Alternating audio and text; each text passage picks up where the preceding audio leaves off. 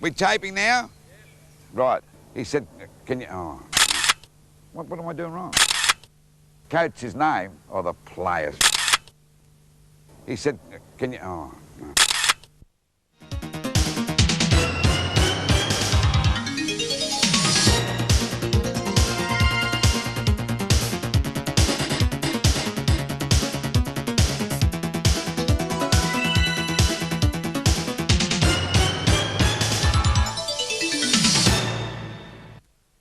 Hi there, this is Lou Richards and thanks for joining me for what I'm sure is going to be an entertaining hour.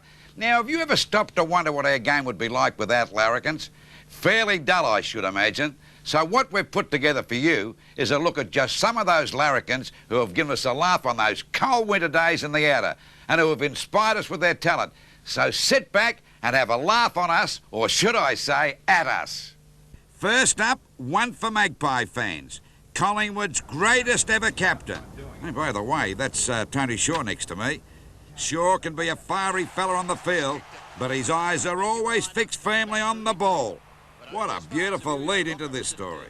Tony, since you've been at Collingwood, you've met some great characters. Billy Picken comes to mind. Probably the funniest thing with Billy was at Victoria Park one day. We were playing Geelong, and I ran past Billy, and about 3 Geelong blokes had jumped on top of him, and they were really getting into him, punching into him, and I ran a couple of more yards and I looked back and I saw the 3 blokes just jump off Billy's back, and I thought, gee, that's an amazing show of strength. And I went in the rooms after the game and I said, Billy, those blokes had you, you know, what was the reason, you know, they just jumped off your back? And he goes, well, I was there, you were right, they were punching into me, and right at the end I just looked up from underneath the pack and I saw this part of an anatomy hanging out of these pants. And he said, well, I bit him. And he goes, he said, it's amazing how much strength you get when you bite your own balls. Shaw has made many a friend in his long football career. It stands to reason that Footscray footy legend Dougie Hawkins, another knockabout bloke, is among them. In fact, you can bet on it. Oh, our career started at the same time, and we've had some good times, and normally we have a bet on the toss before each game, and this game at the MCG, you know, one of the greatest improvements in footy, I believe, are electronic scoreboards, because if you like having a bet like Dougie and I do, these days you get the name, the race name, the numbers, and you get the names of the horse and the dividends. But this day at the MCG, we're just about to toss the coin. He goes, I've got to tip in race 4. And I said to Dougie, I said, you've got to be kidding, this is the middle of the MCG, what can I do about it? And he goes, keep your eye open for it. And if you're a punting man and a footballer, you know that race 4 starts about 5 minutes before quarter time. So I've run around, I'm looking up for this race, and about 5 minutes before quarter time, I got the second rover onto the ball, which you don't do very often because they might get a kick and you mightn't get back. So I got up there and it never ran a place. So I went to Dougie just at quarter time as we were going back to our position. I said, Dougie, that horse never ran a place. And he goes, yeah, but you haven't had a kick, you stupid bugger. You've been watching the scoreboard that much. So he got me that in. I'm still after him, matter of fact. Now, before I worked at Channel 9, I had many happy years at Channel 7. We used to do a show called League Teams. There was Bob Davis, Jack Dyer and myself. The show became an institution. We had the Melbourne University League Teams Association, Monash had one, and so did La Trobe. And these boys used to come and see our show sometimes. Well, after 10 years, incidentally, we spoke nothing about football on the show. We gave recipes, we cracked gags, you know, gags like why do Catholics have bigger balls than Protestants, and because they sell more tickets, all corny gags like that. Well, the show, as I said before, was a success. Casey decided, who was our general manager, decided he'd give us a night out at the Southern Cross.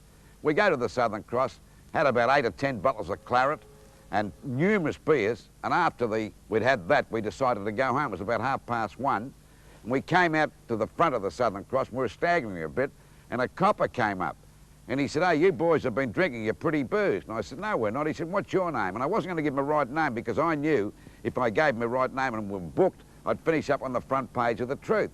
So I looked across the road and I saw a shop front. And he said, what's your name? And I said, Coles. He said, what's your initial? I said, GJ. He wrote that down. He was an Irishman, you see. Bob Davis now twigged very quickly because he was a used car salesman.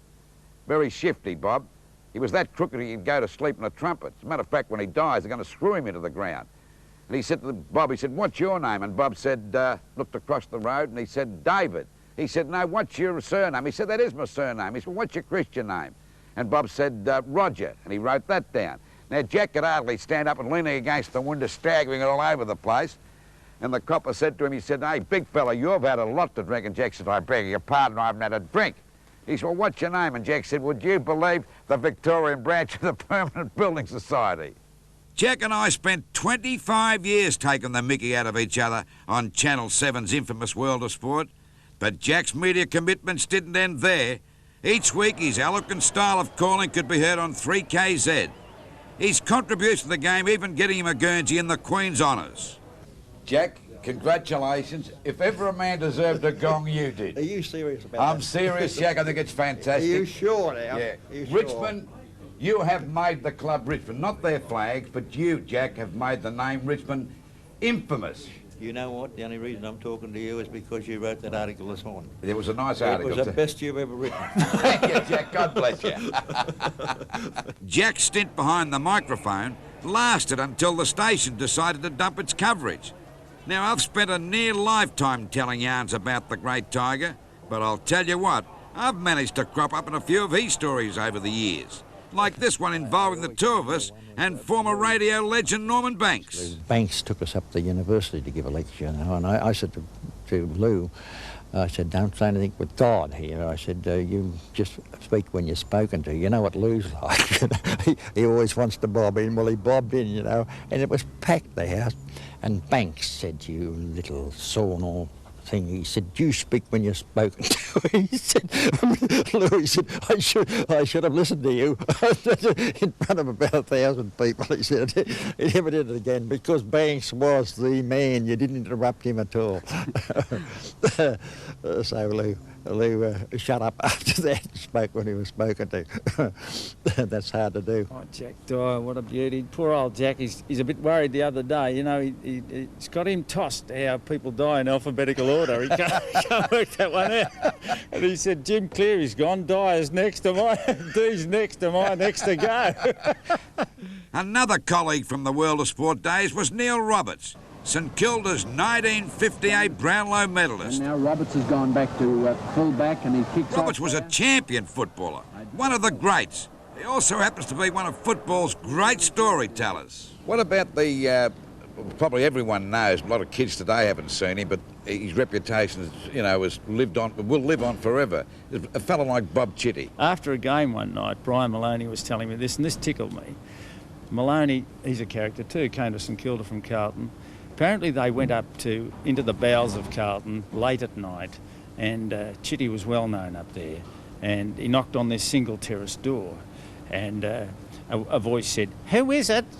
And Chitty said, "Bob." He's got that gruff voice, huh? "Bob who?" "How many Bobs do you know?" Anyway, he got in. Apparently Maloney and Chitty were ushered down into the kitchen, and they're sitting. It wasn't a toffee turn, and it was a wedding reception. Well, they're sitting on a gas meter drinking flat beer out of a Marmite jar. It wasn't very nice, you know. Anyway, just after 10 minutes and they were settling in and looking around, the father of the bride jumped up on the table and said, "Righto, you can all get out now. Someone's raped the bride and we've run out of beer." So they're on their way out, finishing their one and only beer they had. And then all of a sudden he jumped up again and he said, "Righto, you can come back." He said, "We've found 4 dozen and the bloke's apologised."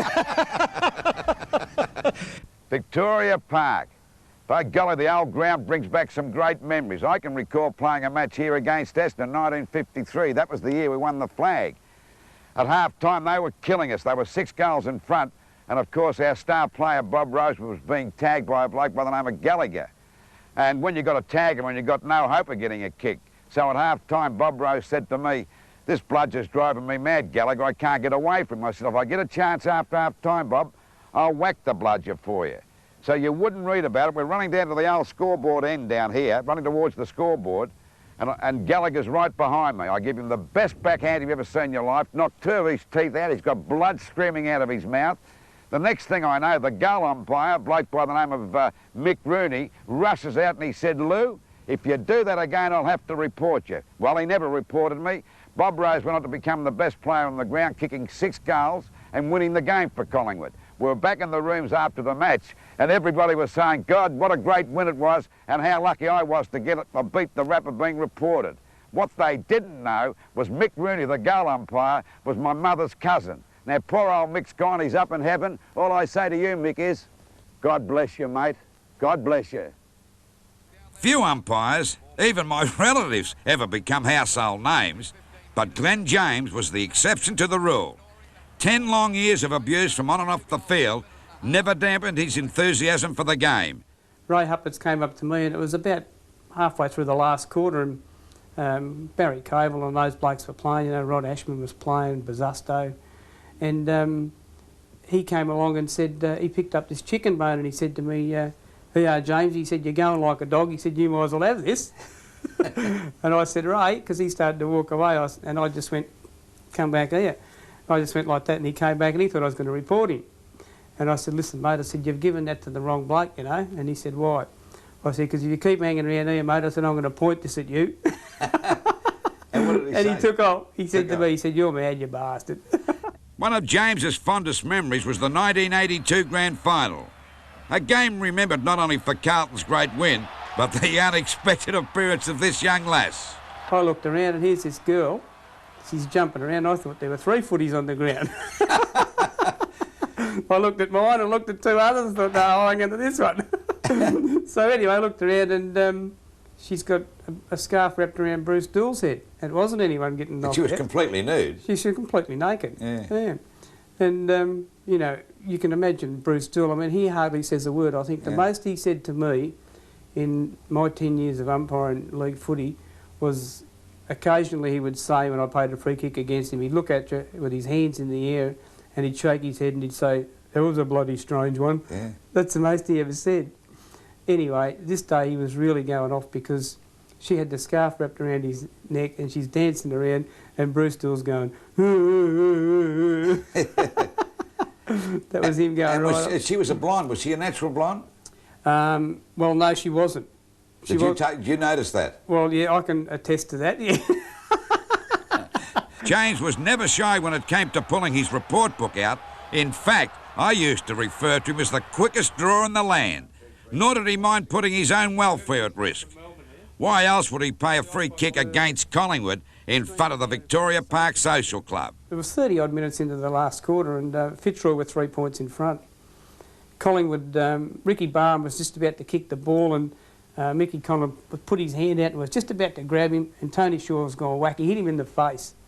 And I blew the whistle. In the meantime, the ball got kicked down into the goal square. It was marked by Craig Davis and he's belted it out onto the railway line and all the Collingwood supporters thought, yeah, they've won it. So when they looked around and realised what I'd done, this happened about 10 metres inside the boundary in front of the social club and you know how silly a thing that is to do. Yeah. So anyway, over the fence came the apples and oranges and cans and stubbies and everything come flying over. So I said to Ronnie Alexander, I said, "Ronnie, would you mind standing there?" He said, "Glenn," he said, "I'll stand in front of a bulldozer for you," he said, "because you just won the game for us." So anyway, they won and we needed 14, me and Robinson and I needed 14 police and 2 police horses to get off the ground. So I thought that discretion was the better part of valour. I thought I'd go home after the game, but it's pretty difficult for me to slip out of the crowd and slip out in the crowd and get home. And a couple of old biddies were sitting in front of me, walking in front of me, and they said, you know, one of them said, "You know, that bloody James, he murdered us today, didn't he?" And the other one said, "Yeah, you know, they shouldn't let bastards like him into this country, should they?" Then, of course, there was Crackers, Crackers Keenan, the most appropriate nickname of all nicknames ever given to a footballer. It looks Crackers, doesn't it? It was a pretty big game out at VFL Park, and Crackers, I was about to bounce the ball, but actually ready to start the game. I got the approval from the captains and I looked around and I'm about to bounce it and Crackers said, "James," he said, "don't you bounce that ball, don't you bounce it." And I said, "Why?" He said, hang on. He said, "I'm not ready." And he yelled out to the trainer, he said, "Get over here," he said to the trainer come running over and he said, "Listen," he said, "this is my account number," and he rattled off 4 numbers and he said, "and that's my code," and he gave him 4 other things. He said, "It's race 6, number 4, he said, "go and put $50 each way on it for me." And Jimmy Buckley heard him and Jimmy yelled out, "I'll have 20 of that." And Cracker looked and he said, "Well, make it 70 and 50. And I said, "And I'll have 20 of that too, Crackers." So he's summed up all the bets and off he's gone. He's totaled them up and away. He's gone and put them on. And halfway through the 3rd quarter, the ball was down in the forward line under the big scoreboard and I called for a ball up, and Jimmy Buckley came running in after the ball up, and he jumped on Cracker's back. And I said, Jimmy, what'd you do that for? I said, you just given away a free kick. I said, that was silly. He said, I just come down to tell you too. He said, we've got the bickies. He said, look at the scoreboard. He said, we're won the race, mate. And apparently Cracker was a beauty, paid good odds, isn't it? Yeah, paid $6.40. It was called Century Vane. Yeah, I can still remember that horse's name. Yeah. Sam, you were recruited from where to go to Geelong? Well, I was recruited from Geelong Grammar, Lou. And what's the old saying about Geelong Grammar? Well, I don't know. It'll be old, though. Go on. No, well, isn't it, if you can't get a girl, get a Geelong Grammar boy? Maybe that's an old saying of yours, perhaps. Now, Sam Newman isn't what you'd call a larrikin. He's more of a lair. These days, the popular radio and television personality likes to drive around town in flashy cars. In his playing days, the lemon rinse kid ran around in flashy boots, white ones. I was I? I was the first person. Well, I got paid to. Why else do you think anyone would make an idiot of themselves wearing white boots? Well, do you think you made an idiot of yourself by wearing them? Well, it was novel, and I suppose if they say, here's some extra coin to wear white boots. Actually, it started out because I got some boots in the cricket season. They didn't have any of the black leather in because they were making cricket boots at the time. And Dick Wicks from Adidas said, would you mind wearing these boots? We'll make them up in this kangaroo leather.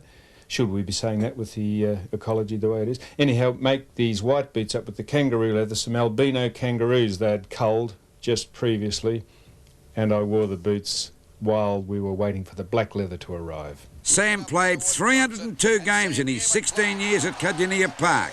I just loved reminding the big fella that he played his 300th in a dressing gown.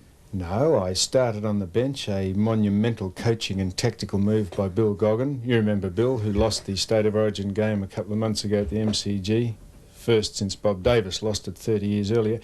Bill decided that on the 300th game I should start on the bench against Collingwood, but after 10 minutes I came on and played at centre-half forward on Renee Kink, and of course was one of the best 5 on the ground, in the 90 minutes I was on. Every footballer can remember his first league game, but it was Sam's third senior appearance with the Cats that will always stick in his mind, literally. And, we were playing Carlton this particular day, and the number 1 ruckman for Carlton on this particular Saturday was a guy by the name of Murray Sankey. Do you remember him? Heard of him, yes. Now, John Nichols wasn't playing that Saturday. I'm not sure why, but he wasn't playing. And Farmer and I had this plan worked out where I'd run across the path of the opposing ruckman at the centre bounces, and this would give the great man Farmer a chance to take the ball out of the air and give one of those great hand passes that he revolutionised the game with. So the umpire bounced the ball at the start of the game, and I ran across Sankey's path for the first time, and Farmer hit the ball out to Tony Polinelli, who kicked it to our centre-half forward, John Sharrock, and in the opening 2 seconds of the game, Sharrock kicked a goal on the run, and we hadn't moved out of the area where we'd contested the hit-out. And while the boundary umpires were bringing the ball back to the centre, Sankey said to me, don't do that again. I was 18 at the time and thought I was pretty tricky, you know, had the arms all oiled up and I was smelling like a rose, looked like Robocop I looked like. And I drew myself up to my full height and I looked him square in the eye and I told him to go forth and multiply in just the 2 words. I'd heard Ted Whitten tell someone to do it the week before and he'd had enormous success with it. So I thought, well, this is what the game's about, learning on the spot as you go. Sankey never batted an eyelid and I thought, well, this is unbelievable. I'm starting to frighten people now. I've only been in the game a minute and I'm actually starting to intimidate people. So the umpire bounced the ball again. Second time, I ran across Sankey's path for the second time. Farmer tapped the ball to Bill Goggin, who stab kicked it to Doug Wade. And I was just waiting for Doug to go back and kick perhaps our second goal of the game in the opening 10 seconds of it. And Sankey knocked me out. Round arm me from behind, broke my jaw in 2 places. Absolutely true this. Had it wired up for 10 days. Could only take in liquid food for a week. The only reason I bring this up is it's amazing the things that go through your mind when you're in a semi-stupor. I remember lying in the middle of the ground thinking how neatly I fitted in the circle. No chalk on the hair, none on the shoes, lying there like a railway sleeper. And in those days, they were very adverse to taking you off the ground because there was no such thing as an interchange bench. So you either had to be physically dead or so close to death that they thought that you'd probably play no active part in the game for the rest of it. So I'm lying in the middle of the circle and the trainers, there's 4 of them over me at that stage, and had a little bit of claret started to trickle out the side of my nostrils. And Doug eventually kicked our second goal, and this is why I always remember Polly Farmer. What a great man. He was the first man that taught me the game is bigger than the individual. he came back to the centre. I'm still lying in the middle of the circle. And he parted, and I'll have to clean this up, Lou, you'll appreciate this. He parted me, parted the trainers, looked down at me, and I vaguely looked up at this sort of great man that I'd revered all my life. And he spoke to me, perhaps for the first time in Macquarie. He didn't speak to many people. He was a silent achiever, Paul. He looked down and he said, "John," he said, "we're on a roll and you're holding things up. Could you piss off?" And I thought, what a man. What a man, just to have that sort of capacity to hope the team fires rather than worry about individuals in it. Sam can think himself lucky he was never ironed out by this bloke, Big Bad Mel Brown. Considering Brown only played 14 matches with Richmond, he certainly made his mark on the game, like an atom bomb. Remember the infamous Windy Hill brawl. People are laid out everywhere. One of the nastiest scenes I've seen in football for years. I don't know how that started. I was just giving you the half-time score. We're just about to close down. Did you start that, or how'd that come about? Oh, that's not quite true, because Jenkins fell down and we stood on him and he put his hand up and went like that, and I said, now I know why they call you Jerker. And then Casson came running in and jumped with a tracksuit on top of me, and he looked like Batman, and I landed on the ground, and that's basically all the part that I took in that, Lou. But there was a few. I think I got a week's suspension, Lulu. That's not very much when you consider some of the others. Poor old GR got 2 years, 6 months and $2 grand, and someone else got 6 weeks, and Stephen Parsons and Ronnie Andrews. And I think Sheedy was involved in that too. No, Sheedy didn't. I'll tell you what Kevin Bartlett did. He ran straight up the race, and when we got in, he drunk nearly all the squash. There wasn't 20 little glasses of squash left. He'd knocked them all off. Well, he wasn't going to be mixed up in the brawl. No, he said he was thirsty. Of course, Mel's antics weren't restricted to VFL grounds. Oh no, the ever-affable Brownie allowed his home crowds in Western Australia to also enjoy his natural talents.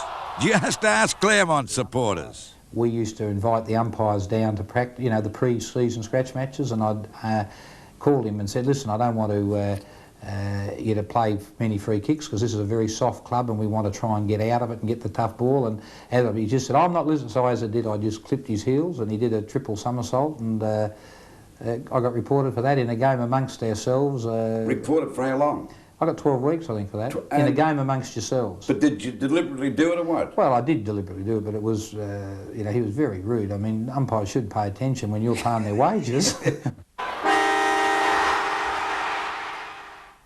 Now, what was one of the worst things you ever said to a player when you were on his mark, or trying to put him off for kicking for goal? Oh, look, I suppose abusing his race or creed. I mean, the thing I laugh now about when people have shots at the Aboriginals, I mean, what about the blokes we used to call dings and dagos and wogs and poms? I mean, all that was accepted as... But I always thought, well, shit, they always called me a fat bastard. Why should I have to put up with that? Well, were you a fat bastard? At times. But this piece of showmanship really has to take the cake. A poor innocent Perth reporter simply doing his job. But not only did the journo fail to return to work without the interview, he was minus a microphone as well. Well, Lou, it was a reserves match, which Polly Farmer's two sons, Dean and Brett Farmer, got reported, and it was against West Perth, and the game got completely out of control, and we made a calculated decision and went and stopped the match, and we walked out there, and it proved pretty right because there was quite a few reports out of it, and there was even an incident at the tribunal the Thursday after involving one of the players and the umpire. So we went out and took them off the ground, and then as I'm talking in the league game at quarter time, a reporter from Channel 7, I think in Perth, walked out in the middle of the huddle while you're talking and pushed the microphone and started asking questions. So what happened was, as he did that, I just grabbed hold of the microphone and tore it off the lead, I suppose, once, and say the cable, and then as I walked back in, I threw it in the bin. And on the Monday, this lovely old lady who, if they ring up and give their name, I took the call, rang up, and she said, Malcolm, all I can say, how rude that reporter was, how lack of respect he had, but under all that pressure, you still looked after the Keep Australia Beautiful campaign and you threw it in the rubbish bin.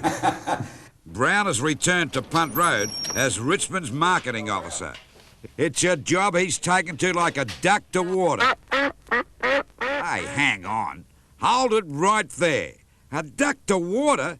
Now, doesn't that bring back a story or two from another Richmond larrikin? His name, Brian Roberts, better known as the Whale. The Whale played in both West and South Australia before making the journey even further east. That was in 1971, and the giant ruckman went on to become one of the game's best-loved characters. Tiger coach Tommy Hafey may not have described him in such glowing terms, certainly not when he ordered his troops to run laps of the Botanical Gardens, a proposition that didn't exactly thrill the Whale or his sidekick, Rough Robbie McGee. I said to Bobby McGee, I said, he's not here. Let's get going, let's get in the duck pond, which is the duck ponds in the middle of the Botanical Gardens. And I spent many a bloody happy hour there, I'll tell you, in the duck pond. And we weren't going to run the town, don't worry about that. So anyhow, he said, this is beautiful. McGee, I said, yeah, I said, but keep quiet. So anyhow, we looked down the hill and there's Barmy, Neil Barm, and Wayne Walsh, and they're running alongside of Tommy. Tommy's caught up to him. They're coming up the hill and they got right under this oleander bush alongside the railings where he was running. And just as they got past me, I went, quack, quack, quack, quack. Well, fair dinkum. It's like he'd shot him in the back. He said, oh, wow. So what have I done here? So anyhow, he runs back down, you see. And McGee said, you stupid. I said, so anyhow, I said, what are you going to do? So there's a pile of leaves down by the gardener's shed. So I got down there and I threw all these leaves all over me. I'm lying like this, you see. And McGee's got behind this palm tree. And he's, oh, no, you're here somewhere. Where are you? Where are you? He said he's coming in. McGee keeps moving around the palm tree. And I'm under these leaves, you know, with one eye off the... he said, finally he spotted. He said, Robert. He said, where is he? Bobby said, who are you talking about? He said, the Whale. He said, I don't know where he is. We're about 10 feet away under the leaves. Oh, if you give me up. You know, he said, OK, I understand. He said, you'll do. And he run the bits out of him, right around the town, you see, what am I going to do here? Well, it's no good doing anything stupid. I might as well sort of try and fox my way out of it. So I get back to the club, and just before in the Yarra Park there's a bit of a drinking fountain, you see, I threw some water over. Walk to the door, and I go in, you see, I say, oh, make out I'm exhausted, and all the boys are standing in the bloody club room, just quack, quack, quack, quack. And, oh, I got up to Tommy, he's looking daggers. I said, Tommy, honest, I said, what's wrong with these blokes? I really ran the town, you know. He said, I'll give you quack, quack, Tuesday night. See ya. And he got me Tuesday night. I did about 24 laps. He never forgot it either. He quacked you then, didn't he? He fixed me up, yeah, for being a smarty. Probably best man on the ground in the first quarter, for mine anyway.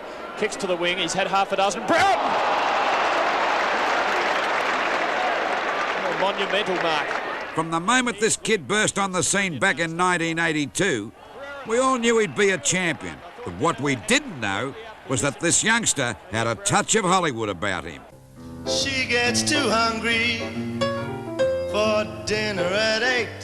But the only stage Brereton really wanted to star on was the one with the rich green layer of grass. By the Hawthorn forwards, Brereton will kick a goal. Like Sam Newman, Dermy also doesn't mind being seen in flashy cars. In this case, a shiny red Ferrari. But life in the fast lane hasn't always worked in Dermy's favour.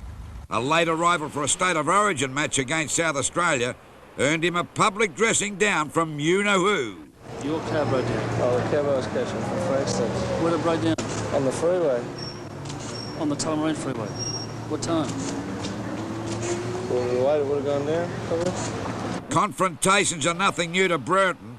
This match against the Bombers at Waverley in '88 saw the kid pitted against bouncing Billy Duckworth. Originally started with Jason Dunstall. He was in 99 goals, and he took a mark, and Billy Duckworth knew that he was falling away from the pack when he turned with the mark, and the umpire was blind to it, and he went to knee him. And just at the last second, Billy pulled out of the action and didn't knee him, and I went up and grabbed Billy, and Jason got the 15 yards, and we kept a hold of each other. And it was one of those moments where it was quite fiery in football, but then it broke into a lighter-hearted moment, which you'll remember forever.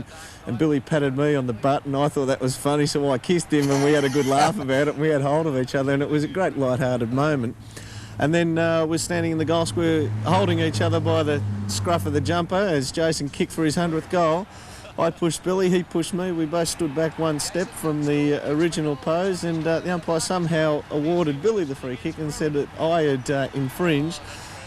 And I became rather inflamed in my anger with this and took it out on the umpire. And by the time I finished, at the three-quarter time siren went, and by the time I'd finished remonstrating with the umpire, the huddle had come together, both huddles. I looked up and saw my huddle. It was directly behind the line of myself and the Essendon huddle, and I thought, well, I'll just go straight through here. So I built up pace and got halfway through. And you know when you get to a train platform and there's the signs and they start going, I saw Essendon players going past and I saw Sheedy go past like that, and then I started to lose my momentum halfway through as I went past Sheedy. Started to get a bit nervous at that stage, and I was copping a few little pats on the back of the head and a few little love taps under the ear, and got through to the other side and made my way over to my huddle, and Alan Joyce in his flamboyant fashion looked at me and said, "That's cowboy stuff." No matter what the opposition thinks of Brereton, he's got a heart of gold. And the fact that he made a success of himself can be put down to three people: his mum and dad, and a former coach named Alan Yabby Jeans. And who could forget the sight of Jeansy almost jumping out of the coach's box in the '89 grand final when his trump card had just been flattened. And watch this on replay. You see Gags, there he is, coming off the wing there. He only had eyes for Brereton and goes over and bumps him again, but obviously he's done his ribs. I harbour no resentment there at all. Yates was a tremendous player, tremendous competitor. Always enjoyed playing for Victoria with him. But the only thing he did wrong was he just got me straight down the middle and got me in the torso. He didn't mess up my thinking. I was still on the ball. I knew what I was doing with mentally, but he just messed up my intestines and my ribs. Brereton not only idolised his former mentor, he doesn't do a bad impersonation of Yabby either. Yeah, there was one day we were playing the Brisbane Bears in '89, and as you know, at Carrara, they had the shelter shed out the back. And obviously the team you take out onto the ground is different to the way, you know, you position them to what is written in the paper. And before the game, some bloke, and they don't get the papers up there, and before the game, some blokes come in his Brisbane Bears blazer, started writing down on a piece of paper our team. And Yabby's gone, grabbed Tony Cooney, our team, and he's gone, the bloody hell's, get him out. And Tony's walked over there and come back a few minutes later and he's gone, oh, I'm really sorry you got in, Alan. He was just writing down the team for the from the ground staff for the PA because they don't get the papers up here and they just want to let the crowd know the team. He said, well, you can't bloody do that, you know. I don't care if he's from the ground staff and wanting to know that team. And who the bloody hell's PA anyway? Keogh swinging the ball down towards the full forward position. Up high was McConville. A lovely mark taken over the top of the pack by McConville. You can see Sheedy and Walls having words about Sheedy's late tackle.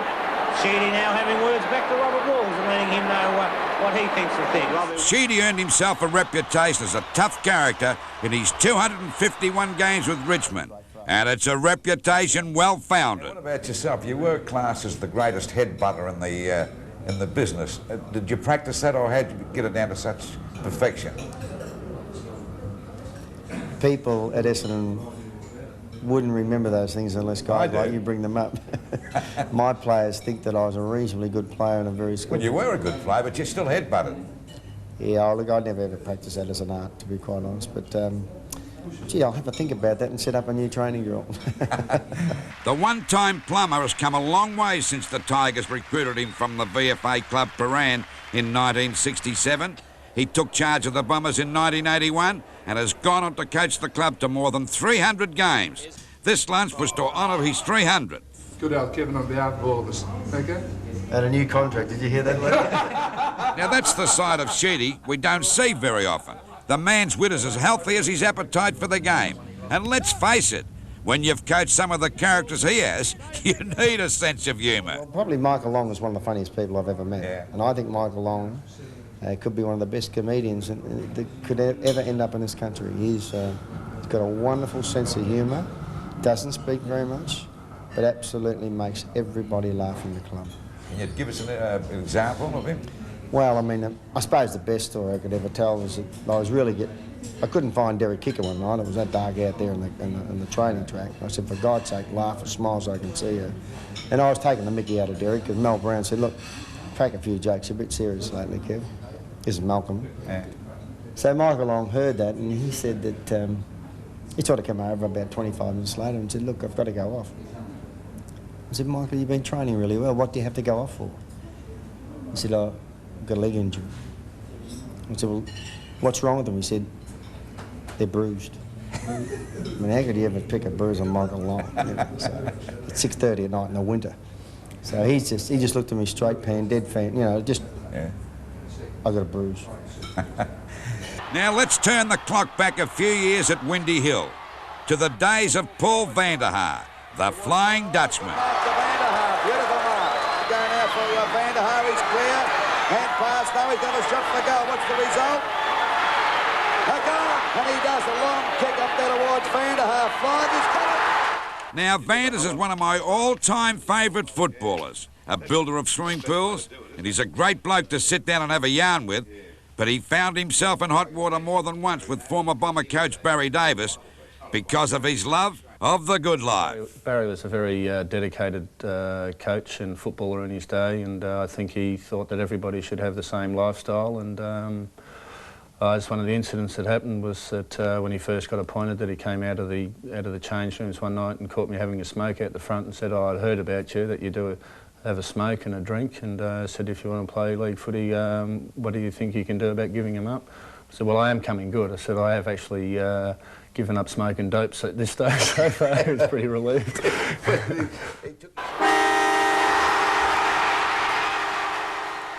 Like, if you were having a few drinks Friday night, you must have had a bit of a hangover sometimes. I don't like bringing all these stories up, but I suppose another incident that comes to mind is I was in pre-season and we were supposed to play a night game, and I didn't get picked for the seniors for the night game, and I was supposed to play on the Saturday morning for the reserves, and being only a practice game, and I thought, oh, well, this is no big deal, but I ended up getting up too late, and I got down to the ground, and I got there about half-time through the reserves, and she had said, "Oh, what, your leg didn't pull up any good?" And I said, no, it's not real good. I said, "I'd rather not risk it at this stage." But it's just more because I'd done the wrong thing the night before, and anyhow, it was in pre-season, so it was a nice hot sunny day, and I called round to a friend's place, and we were supposed to actually go out sailing, so I'd bought these cans and sitting there drinking, waiting for these other people to turn up. Well, they never got there, so I thought, oh, I'll just go back home, and being about a 35-degree day, that I just sat round the pool and done a bit of gardening and just having a drink during the day, and now I was just about to go out for dinner, and got a phone call off Kevin Egan, and it's about 7 o'clock at night, and said, "Look, Halves has just pulled out of the night game. Is there any chance of you coming down to play the game?" I said, "Well, I'm not really all that good, Mitty." He said, and he said, "Well, your only option we got is you at this stage, so if your leg's no good, you know, it's only just in case we have to put you on." I said, "All right, fair enough." So, and I thought, well, I've had too much to drink already, so I couldn't drive down, so I rang a cab up rang a cab up to get down there, and I just got him to pull into a milk bar, because as I was going out for dinner, I was getting pretty hungry by that time, and so I just pulled in, got a Mars bar and so forth, and I didn't have to go on till half-time, and the doctor had asked me and said, "How much have you had to drink today?" And I said, "Oh, just a couple, I'll be all right." And he said, "All right," because the team managers had been asking, and they said they could smell it on my breath, but anyhow, I came on the second half and done a few good things, and it's the first time Sheeds has actually ever given me any praise for doing good on the ground, so he doesn't know that story. Van Haar's one of the most courageous people I've ever met in the game. You know, he went for that sort of ball that, you know, not many people would ever go for that sort of ball. Probably Kevin Walsh really stitched me up one night, and Walshy, for all that I reckon everybody thought that he couldn't play, but I thought he could. And I was coaching the side one on a very important team meeting. Kev decided this particular night, we sat in the coach's room, and he brought his own remote control along with him. So anyhow, as we progressed into the video and that Kev would have it stuck under his little sheet. We all got a sheet on stats and players and that there, and he held his little remote control under the sheet of paper, and I thought it was quite funny. Whenever she'd sort of rewinded it, Kevin would fast forward it. Then I rewinded it back and I fast forwarded, and he rewinded it, fast forward again.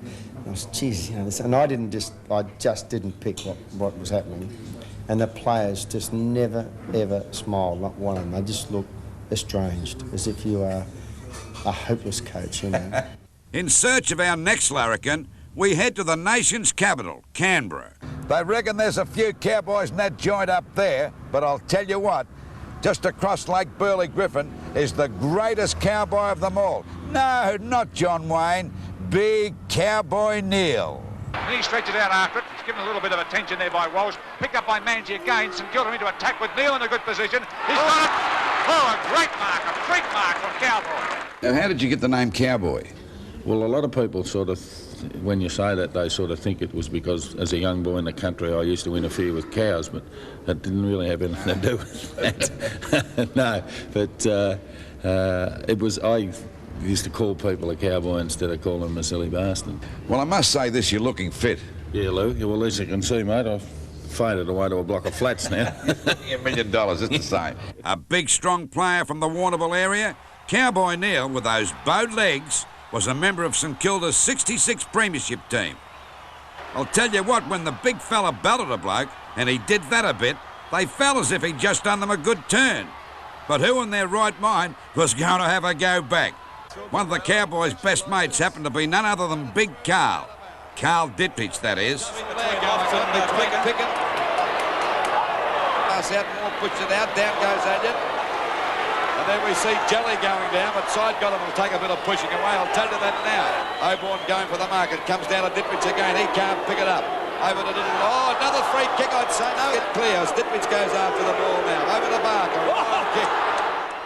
Big Carl, I remember I used to room with him on the footy trips, and people would say, what do you room with him for? He's always drunk and roaring and screaming and carrying on. I said, listen, he throws away better shielders than I can win. so I wasn't far away from him, I can tell you. He used to drop a couple of them off and was there to patch him up again. Yeah. Now, while in Canberra, we caught up with former Richmond and Collingwood great, David Cloke. Clokey was in league football almost as long as my first pound note has been under my bed.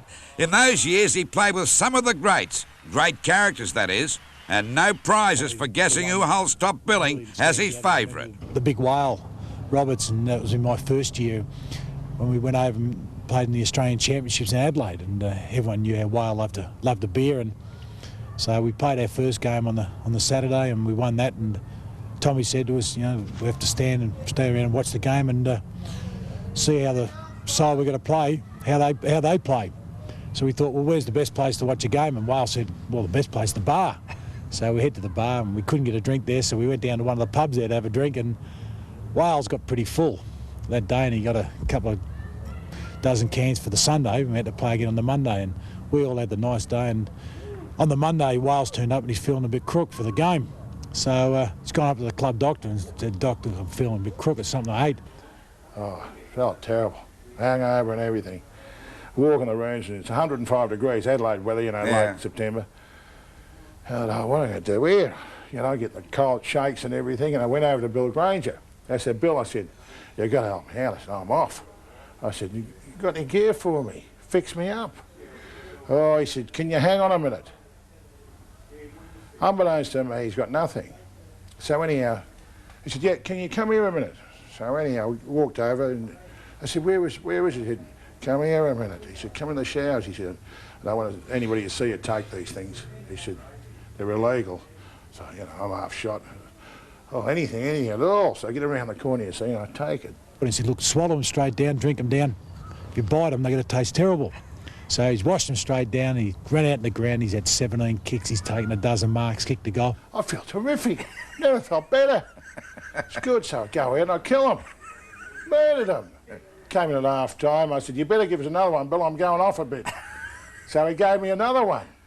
Anyhow, finished the game, we went. Didn't he tell you not to chew them first? He said, just swallow it straight off. Oh, anyhow, coming after the game, there's Barry Richardson and Royce Hart, and of course the first thing I went for was a can of Vic. Yeah. Give us a can, and Barry came over and he's got this box of Smarties, and he said, you sure you wouldn't like a Smartie, Whale? And I said, Smartie, what would I want a Smartie? Then a penny drop. Yeah. Well, they hit the door before I could get them. What the doctor had done, he said, he's left his gear on. Yeah. And he said, the whale's hopeless. I've got no hope with him. He said, get around the kiosk there, Barry, and get anything at all, packet of Smarties, anything. Yeah. He said, he'll believe anything. Yeah. And he went around and got the Smarties. Well, it worked. Worked all right. Never again, though. He never took them anymore. Oh, no. Can you remember when Percy first took over as coach at Carlton? Well, they weren't much of a side, and they'd lost 4 games in a row. So after the game, Percy said to the players, right, into the coach's room. He was pretty angry.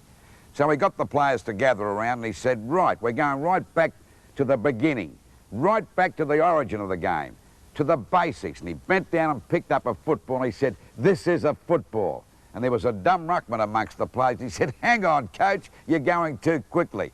Now, I don't want to mention the ruckman's name, but it so happens that our next larrikin happens to be Percy Jones. Now, if you can believe Percy, the umpires always gave him a raw deal. I wasn't sure just which one will be paid. Peter Jones going through some actions there. Peter Jones, one of the most colourful characters in the Carlton team. Jonesy never won a Brownlow, but by golly, he came mighty close to winning an Oscar. Thompson trying to push Percy Jones back. Jones looking for a free kick.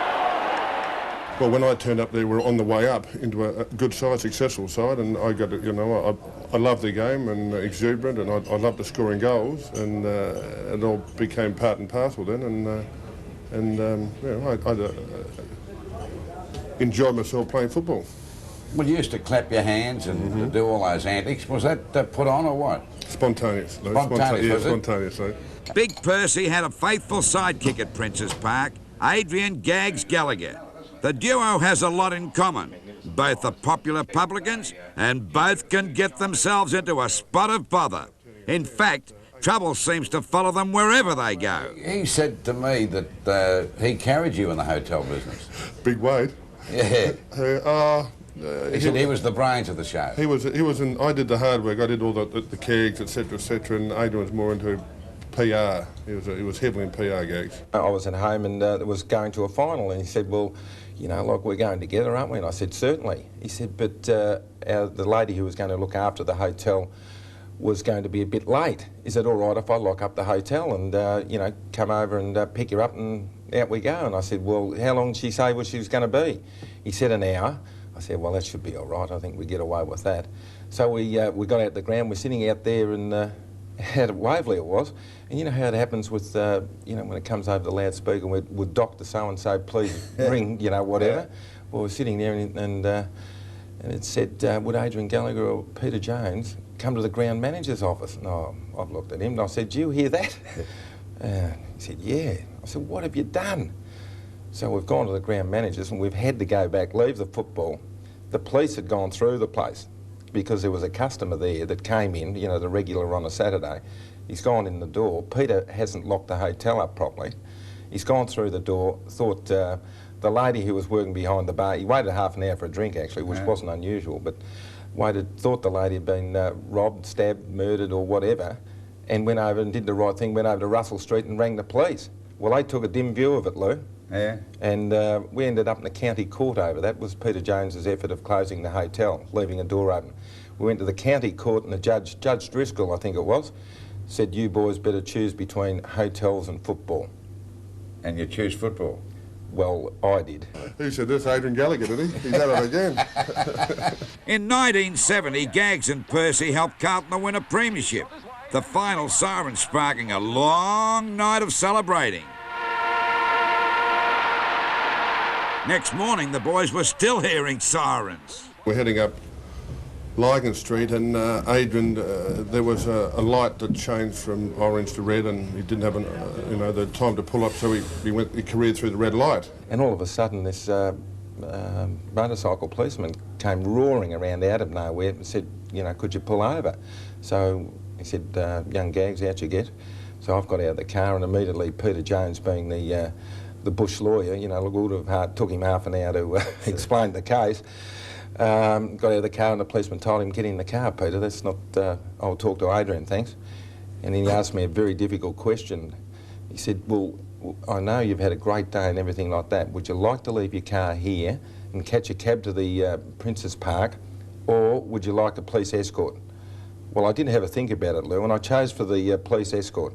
So they escorted us from all the way up Larrkins Street to the Carlton Footy Ground, which was very decent of them. Well, we went up to Prince's Park and there was a lot of people there, and we're driving in, following the police in. I drove a lot better this time too, and then you won't believe it, Peter Jones has put his head out, yelled out at the policeman, could we just have a siren as we go into the ground? Well, he's obliged, and was quite, just capped off the day, beating Collingwood and having the escort to the ground. Terrific blokes. Now, there was I hope they're in the police force still. Pardon? Nothing. When Gags and Percy abdicated their roles as clown princes of football, the heir apparent was waiting in the wings. Jacko. Message. What a character. What a character. He's a one-man band down there. Goodness. Oh, dear. He is a one-man show down there. He's as happy as Larry, kicked his first goal, and he has told about 15,000 people in no uncertain manner. Oh, dear. Lines up the drop punt. That's close. Oh! Jacko knocked the goal umpire down. Contrary to popular belief, Mark Jackson was a footballer with quite a bit of talent. And boy, that talent could bring the house down at times.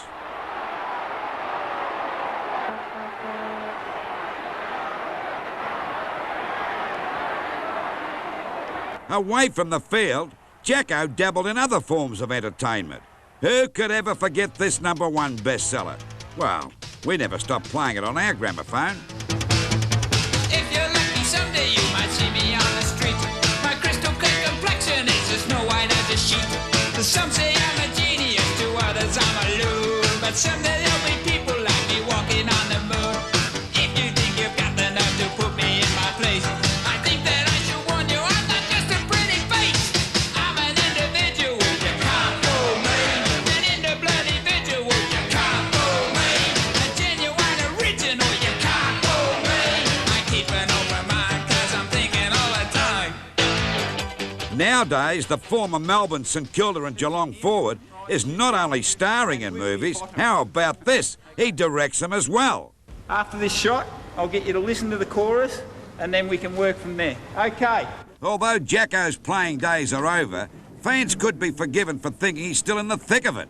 You see, in the 90s, we've got the West Coast wowser Cal Langdon to keep us entertained.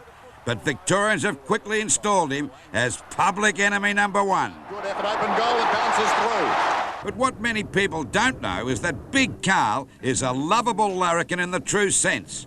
When it comes to business ventures, Carl loves a challenge, like the Venus flytrap, or this little doozy known as Bouncy Boxy. It's too hard for me. And he's not bad at comedy either. Welcome, ladies and gentlemen, to Miss Review 1992. More importantly, Langdon can play football. I probably shouldn't admit this, but I love watching him play. He's everything a footballer should be. Fast, furious and flamboyant. I don't think Victorians have ever loved me ever since I started, but I don't think they've ever loved the whole of the West Coast Eagles or the Western Australian idea of joining the competition. Even right from the start, you had Ron Barassi and Ted Whitten always saying it was still us versus them and all this sort of stuff. So that's what the armchair critic is led to believe. But, all those things aside, I think person for person, I don't know those people that go along to the football, and they're entitled to be the way they are. I think if they started cheering for us, then it'd be totally wrong. O'Reilly's got it right on the line. And one on the back of the neck to go on with. Well, O'Reilly's right on the edge of the line, and there's no way in the world he could miss this. Oh, don't say it. There's no chance, Peter, in the world that he could miss this kick. No chance. I will go round and collect all those umbrellas if he does. A lack of ability when it comes to predicting winners has led to me sweeping Collins Street with a feather duster, cutting Teddy Whitten's lawns with a pair of nail clippers, rowing across the Bowen River in a bathtub, piggybacking Big Mick Nolan.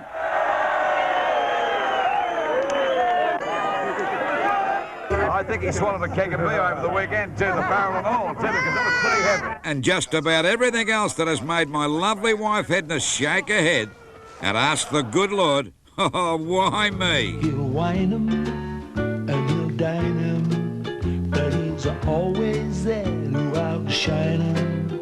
And he's lure and he's football through and through.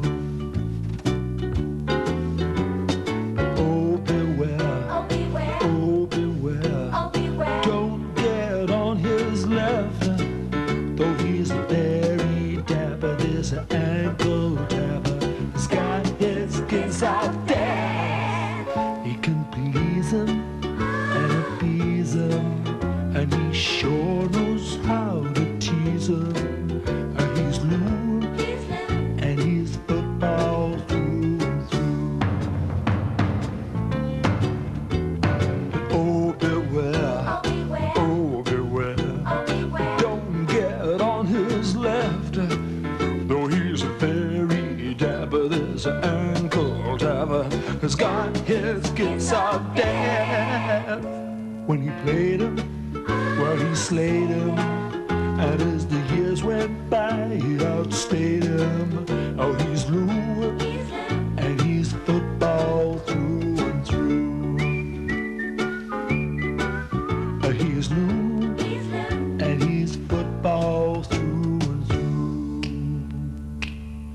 Oh, yeah.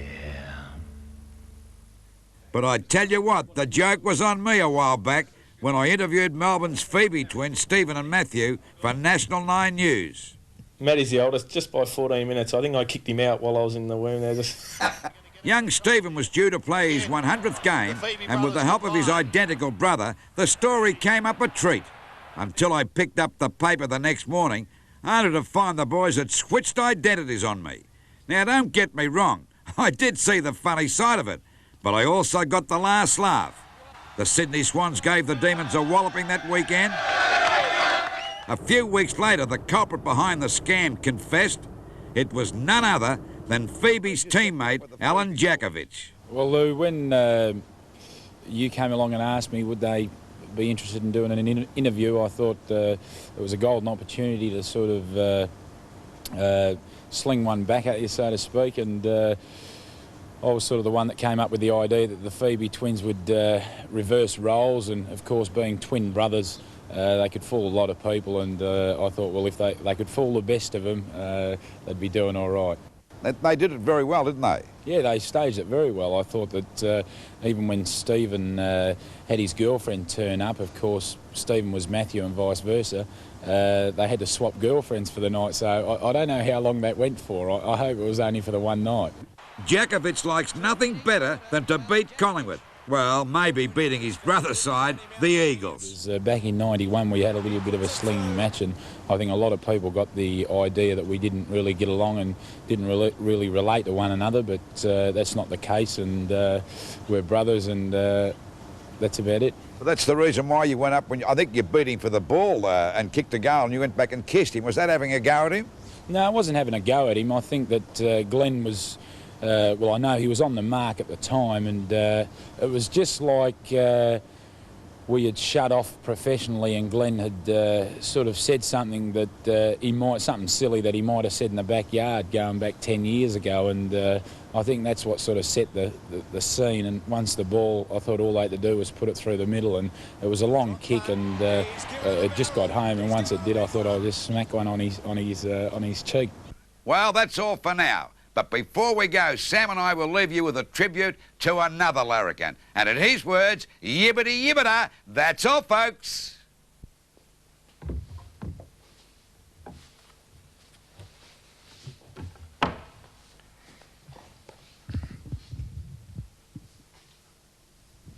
You've finished, have you?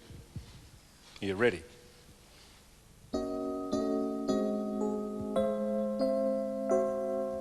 Thanks for the memory of Bill and Rex last year, and Shane bringing up the rear. And what about the lip, just shooting from the hip, how inaccurate he was. And thanks for the memory of Langdon's running goal, but the Subiaco pole was stuck in front of all of us, but Hungry played the role and covered so well. Yamlet, the cranium and Delray, the golf ball Roos and son of Surge were cannon fodder for the bearded burbler who nearly did it straight but thought it mightn't rate. And thanks for the memory of Longmire on a lead, the bleeder on a feed, rappers and snakes fulfilling a craving need. How could he possibly eat so much?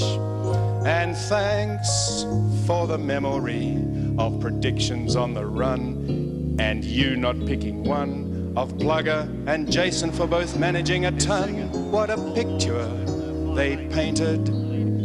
At times it got out of hand, but mainly they were jokes. The digs, the barbs, the pokes. We had our anxious moments and yibbity yibbita, that's all folks. And thank you very much. And thank you very much, you idiot.